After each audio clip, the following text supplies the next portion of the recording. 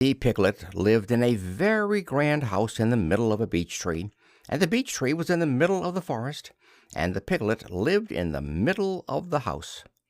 Next to his house was a piece of broken board which had "Trespassers W" on it. When Christopher Robin asked the piglet what it meant, he said it was his grandfather's name and had been in the family for a long time. Christopher Robin said you couldn't be called Trespassers W, and Piglet said yes, you could, because his grandfather was, and it was short for Trespassers Will, which was short for Trespassers William, and his grandfather had had two names in case he lost one: Trespassers after an uncle, and William after Trespassers. "I've got two names," said Christopher Robin carelessly. "Well, there you are. That proves it," said Piglet. One fine winter's day, when Piglet was brushing away the snow in front of his house, he happened to look up, and there was Winnie-the-Pooh. Pooh was walking round and round in a circle, thinking of something else, and when Piglet called to him, he just went on walking. "Hello," said Piglet. "What are you doing?" "Hunting," said Pooh. "Hunting what?" "Tracking something," said Winnie-the-Pooh very mysteriously. "Tracking what?" said Piglet, coming closer. "That's just what I ask myself. I ask myself, what?"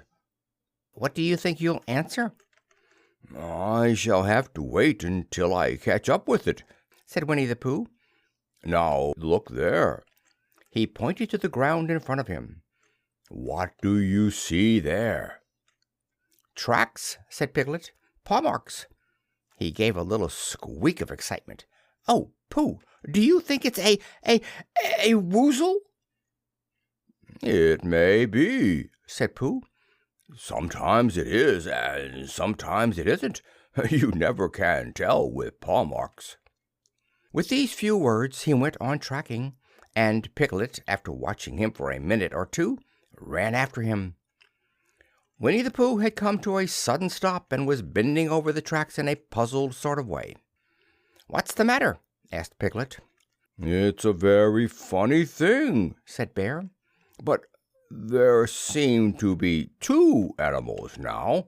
This, whatever it was, has been joined by another, whatever it is, and the two of them are now proceeding in company.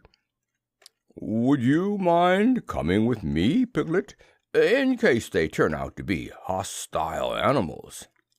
Piglet scratched his ear in a nice sort of way and said that he had nothing to do until Friday, and would be delighted to come in case it was a woozle. "You mean in case it really is two woozles," said Winnie-the-Pooh, and Piglet said that anyhow he had nothing to do until Friday. So off they went together. There was a small spinney of larch trees just here, and it seemed as if the two woozles, if that is what they were, had been going round this spinney. So round this spinney went Pooh and Piglet after them. Piglet passed the time by telling Pooh what his grandfather Trespassers W had done to remove stiffness after tracking, and how his grandfather Trespassers W had suffered in his later years from shortness of breath and other matters of interest, and Pooh wondering what a grandfather was like, and if perhaps this was two grandfathers they were after now, and if so, whether he would be allowed to take one home and keep it, and what Christopher Robin would say. And still the tracks went on in front of them. Suddenly Winnie-the-Pooh stopped and pointed excitedly in front of him. "Look!" "What?" said Piglet with a jump, and then to show that he hadn't been frightened he jumped up and down once or twice more in an exercising sort of way. "The tracks," said Pooh. "A third animal has joined the other two." "Pooh," said Piglet, "do you think it's another woozle?" "No," said Pooh, "because it makes different marks. It is either two woozles and one, as it might be Wizzle, or two, as it might be, Whistles, and one, if it is so, Woozle. Let us continue to follow them." So they went on, feeling just a little anxious now in case the three animals in front of them were of hostile intent. And Piglet wished very much that his grandfather T.W. were there instead of elsewhere. And Pooh thought how nice it would be if they met Christopher Robin suddenly, but quite accidentally, and only because he liked Christopher Robin so much. And then, all of a sudden, Winnie-the-Pooh stopped again and licked the tip of his nose in a cooling manner, for he was feeling more hot and anxious than ever in his life before. There were 4 animals in front of them. "Do you see, Piglet? Look at their tracks. 3, as it were, Woozles, and 1, as it was, Whizzle. Another Woozle has joined them." And so it seemed to be. There were tracks crossing over each other here, getting muddled up with each other there, but quite plainly, every now and then, the tracks of 4 sets of paws.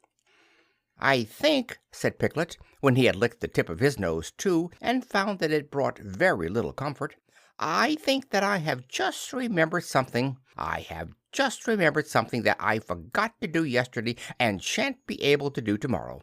So I suppose I really ought to go back and do it now." "We'll do it this afternoon, and I'll come with you," said Pooh. "It isn't the sort of thing you can do in the afternoon," said Piglet quickly. "It's a very particular morning thing that has to be done in the morning, and if possible between the hours of— what would you say the time was?" "About 12," said Winnie-the-Pooh, looking at the sun. "Between, as I was saying, the hours of 12 and 12:05. So really, dear old Pooh, if you'll excuse me— What's that?" Pooh looked up in the sky, and then, as he heard the whistle again, he looked up into the branches of a big oak tree, and then he saw a friend of his. "It's Christopher Robin," he said. "Ah, then you'll be all right," said Piglet. "You'll be quite safe with him. Goodbye." And he trotted off home as quickly as he could, very glad to be out of all danger again. Christopher Robin came slowly down his tree. "Silly old bear," he said, "what were you doing? First you went round the spinney twice by yourself, and then Piglet ran after you, and you went round again together, and then you were just going round a 4th time." "Wait a moment," said Winnie-the-Pooh, holding up his paw. He sat down and thought in the most thoughtful way he could think. Then he fitted his paw into one of the tracks, and then he scratched his nose twice and stood up. "Yes," said Winnie-the-Pooh. "I see now," said Winnie-the-Pooh. "I have been foolish and deluded," said he, "and I'm a bear of no brain at all." "You're the best bear in all the world," said Christopher Robin soothingly. "Am I?" said Pooh hopefully, and then he brightened up suddenly. "Anyhow," he said, "it is nearly luncheon time." So he went home for it.